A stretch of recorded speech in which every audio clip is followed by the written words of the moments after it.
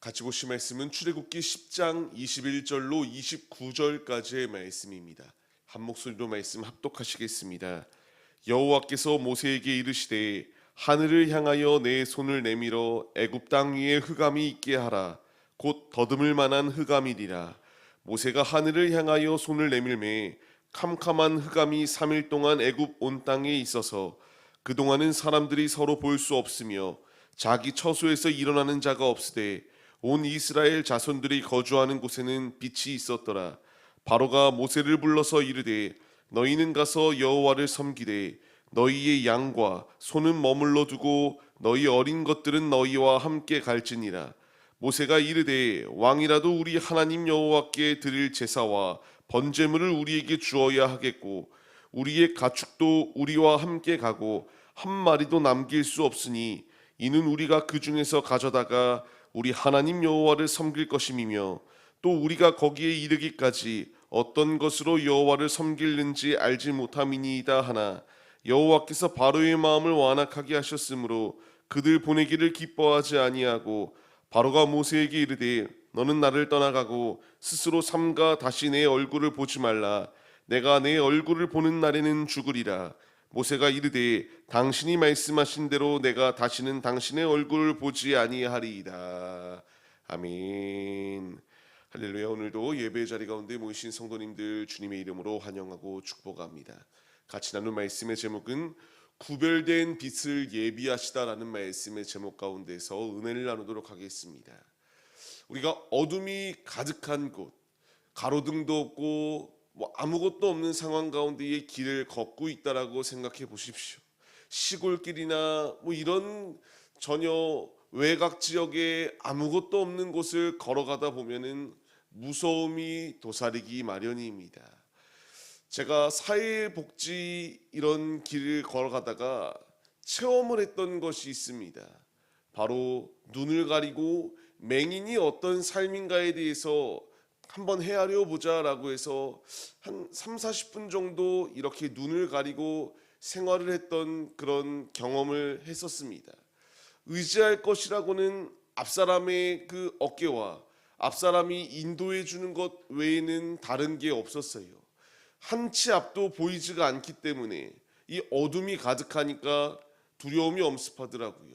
내가 턱에 걸려 넘어지는 게 아닐까, 걷는 것 가운데에 무슨 또 다른 장애물이 갑작스럽게 발생해서 이렇게 큰 위기가 닥치는 것 아닐까, 다양한 두려움이 엄습하였습니다.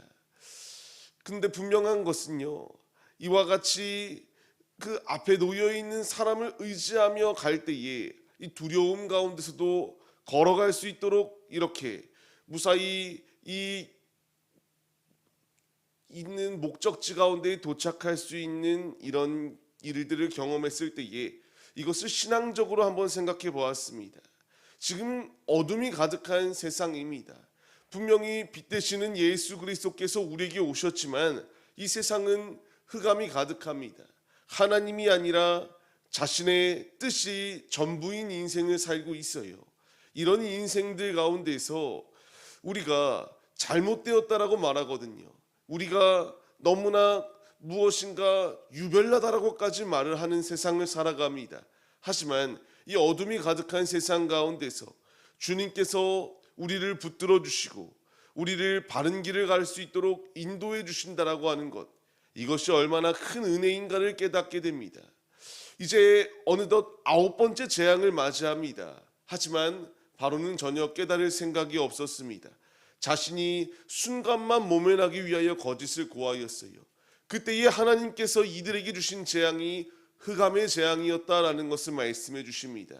이제 말씀을 보시게 되면은 3일 동안 애굽 온 땅에 흑암의 권세가 있었다. 어느 정도였는가 서로 알아볼 수도 없었고 서로 이와 같이 자기의 처소 가운데서도 일어날 수 없는 상황이었다라는 것을 분명히 말합니다.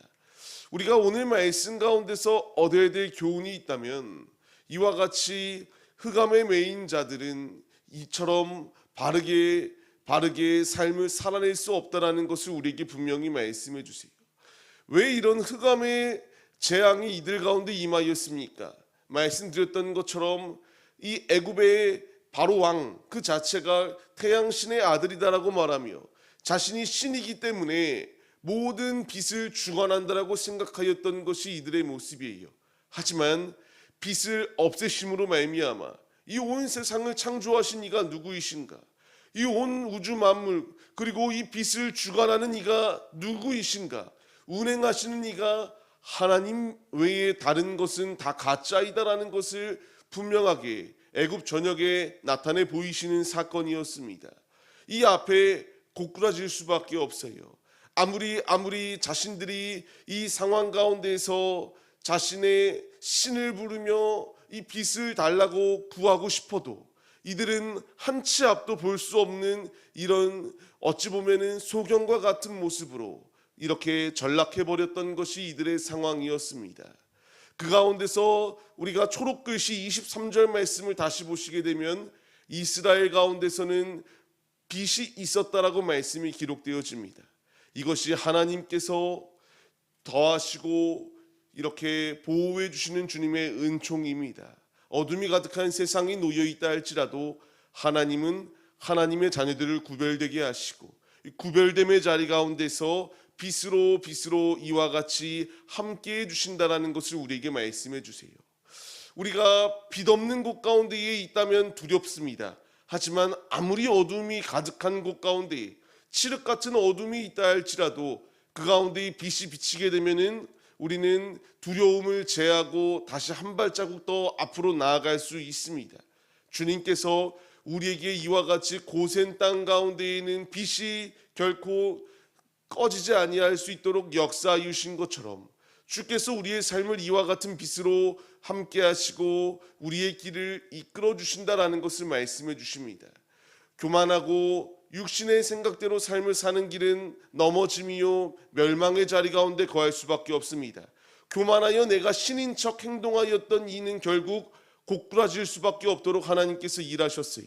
우리가 분명히 잊지 말아야 할 것은 교만이 아니라 하나님 앞에 겸손한 마음으로 나아갈 때에 주께서 우리의 삶을 이와 같이 빛으로 채우시고 이끄신다라는 사실을 잊지 마시며 오직 믿음의 자리 가운데로 나아가기 위하여 힘쓰시는 우리들의 모습이 되시기를 바랍니다. 그런데 이제 이 흑암이 3일 동안 지속될 때에 바로는 다시 한 번 더 이제 모세와 아론을 부릅니다. 제발 이것을 사라지게 해달라.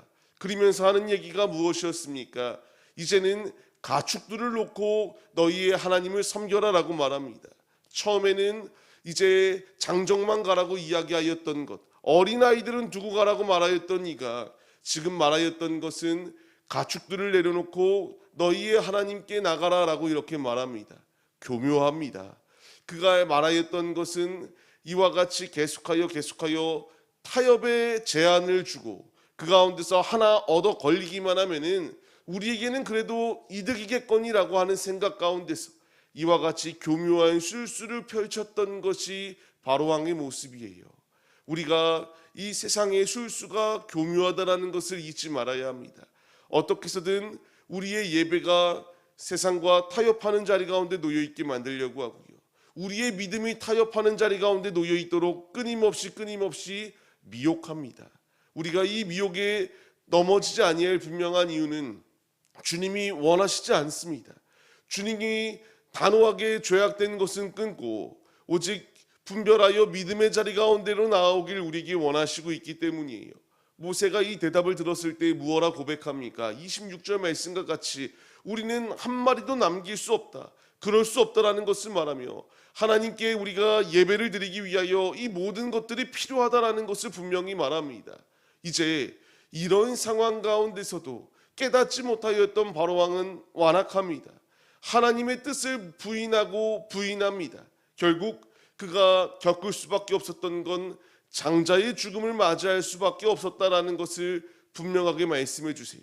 우리는 오늘 말씀 가운데의 교훈을 얻어야 됩니다. 하나님께서 우리에게 주시는 분명한 말씀은 이 어둠이 가득한 세상 가운데서 빛을 우리에게 보내주셨다. 그 빛이 무엇입니까? 예수 그리스도이십니다. 우리가 이 빛의 자리로 나올 것을 주께서 말씀해 주세요.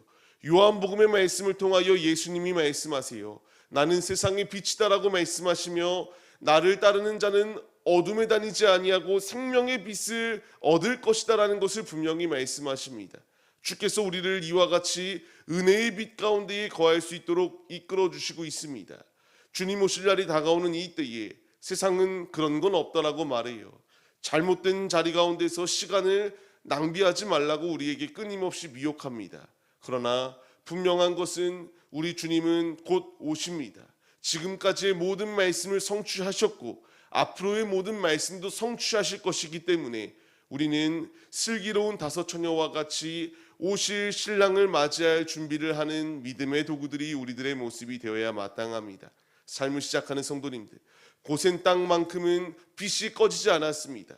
어둠이 가득한 세상 가운데서도 하나님은 우리를 향한 빛을 꺼지지 않도록 이끌어 주시고요. 이제 어둠이 가득한 세상 가운데서 우리가 앞서 드렸던 찬양의 고백과 같이 흑암이 가득한 이 세상 가운데에 이제 우리가 이런 등불들이 되어서 어둠이 가득한 세상에 예수 그리스도의 빛으로 밝히 비추어 나가는 사명자가 되라. 주께서 우리에게 말씀해 주고 계십니다. 이제 우리가 이 말씀에 반응하여서 애국과 같은 이 세상, 어둠이 자욱하고 이 세상이 폐역으로 나아가고 있는 이 악독한 세상 가운데서도 하나님의 살아계심을, 하나님의 일하심을 만방에 나타낼 수 있는 믿음의 도구들이 바로 우리들이 되시기를 주님의 이름으로 간절히 축원합니다.